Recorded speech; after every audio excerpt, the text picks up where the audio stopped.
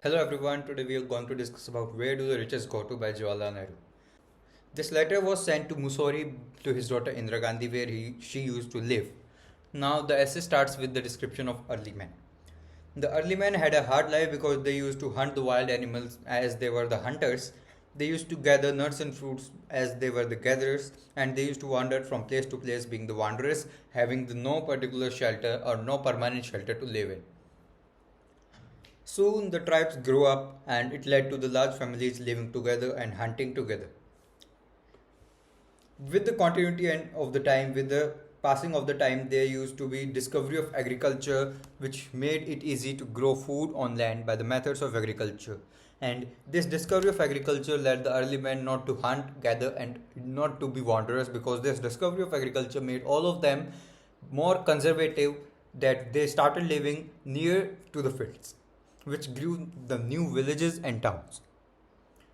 The discovery of agriculture led to the discovery of certain activities like plowing, sowing, and harvesting, which meant the living on the land, and people started living near the fields. So, this led to the growth of villages and towns on the large scale. Now, the surplus production of agriculture was stored up, which became more complicated to be stored because they used to rotten up, they used to be affected by the wild beasts, and they used to be affected by the natural calamities also. So the surplus stored up, which made the life more complicated. Now comes the role of managers and organizers. What are these two people? So managers and organizers were the powerful people who used to be rich by the surplus production of themselves, and they used to sell the surplus productions which in exchange of a large investment and a large stock of money or any rich asset. For example, we have a rupee at this time, and you also saw in ancient history that during the time of kings, they used to be rock assets. They used to give the rock assets in gold assets. They used to give the silver in exchange of some product.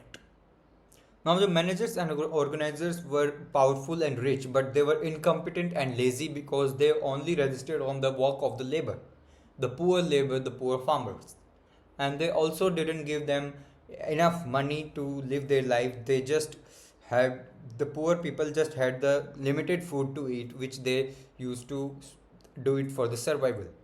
And all the other foods, all the other production they used to give for the managers and organizers as taxes because the as you read in the previous classes in the school that patriarchs, nobles and kings used to collect the heavy tax from the population, from the poor population. Now the managers and organizers begin to think that they had every right to live in this way on labors of others. This meant that agriculture gave the leisure for the managers and organizers. Now, after this agriculture, crafts and new professions also grew up, and the power registered only with the organizing class. This change in the methods of production resulted in a great change in society. What great change took place? Let's now see. Now, the steam factories also set it up, which made it quicker for the manufacturing than the artisans and craftsmen, which used to do the manufacturing or do the painting works by the hands and simple tools. For example, if an artisan is taking 1 month for a painting or for a work, for a manufacturing work, then the particular industry or particular machinery will take just 5 to 6 days or just 1 to 2 days for that work. So people started using the steam factories, the industries, the machines of these steam factories. Who had the money, they can afford it, but the poor people, they only registered with the agriculture for their survival. Now, the railway and steamship also grew up for the transportation of food and factory products because the railway was the cheapest and affordable mean of transport, and also this is very compatible means of transport for for any product. And for the working of the railway, the people needed steam engines or steam products, steam machines for the working of railway. So the steamship also grew up. Now, as I said, managers and organizers became nobles, kings, and rulers. They used to collect heavy taxes from the poor people, and this led to the great poverty and misery for them. If any natural calamity, or even if any deforestation, or even if any calamity will come, the managers and organizers can resist in that situation also. Instead, the poor people cannot resist and they used to face the great poverty and misery because of that. Now, managers and organizers used to take the lion's share of everything good, and this was the most important topsy turvy condition of the world. The topsy turvy condition is that the managers and organizers were rich and they used to take the lion's share of everything good, while the poor people or the farmers who used to actually work on the land, they were poor and they used to get nothing, just a meal for their survival. Now here Jawaharlal Nehru is requesting or is saying that there should be the learned professors lectures on politics, art of government and on economics and how nation's wealth should be distributed. 200 years ago, famous Frenchman Voltaire said on the politicians that they have discovered in fine politics the art of causing those who die of hunger, cultivating the land.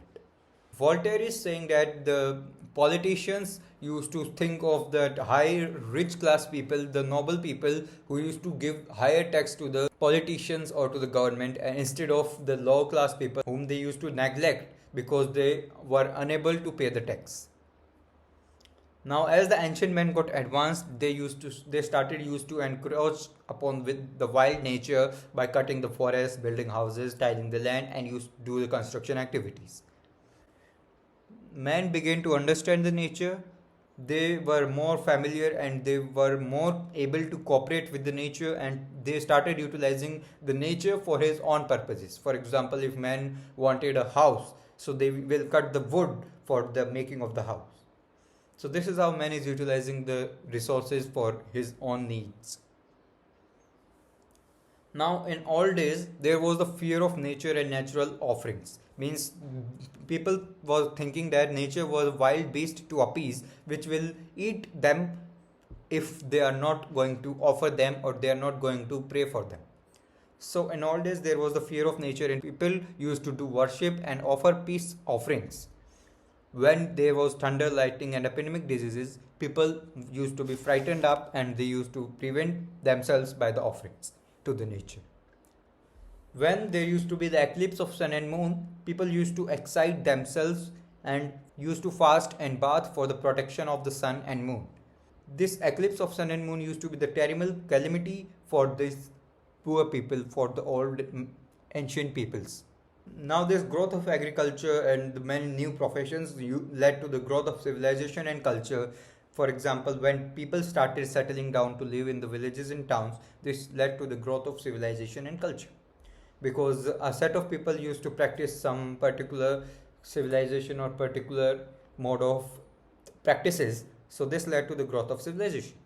Now growth of thought also developed and this led to the development of art, craft and culture. Population got increased and people started living closer, and this led to the high business activity and maximum of the people started gaining products or gaining money. They started become rich. Means first now we can see there are three classes: poor, middle class and upper class. So first they used to be poor, they started business, they became middle class, and soon they became the upper class. Now, Jawaharlal Nehru is describing family, culture and uncultured by the definition. He's saying that a family is a tiny bit of society which will live happily if its members have consideration towards each other, if its members have a bond of affection between themselves. For the culture, Jawaharlal Nehru is saying that if a person has resistance over oneself and consideration for others, then he is cultured. And if a person has not got this self-resistant and has no consideration for others, then one can certainly say that he is uncultured. So this is how the chapter, the essay ends with the definition of family, culture and unculture. These three are the most important definitions one should know if he is reading the chapter, if he is reading the essay. So actually friends, this essay is in the syllabus of second semester of BA English, but this is a very important essay and everyone should read it. So now I will take your permission for the leave. Thank you for watching and have a good day.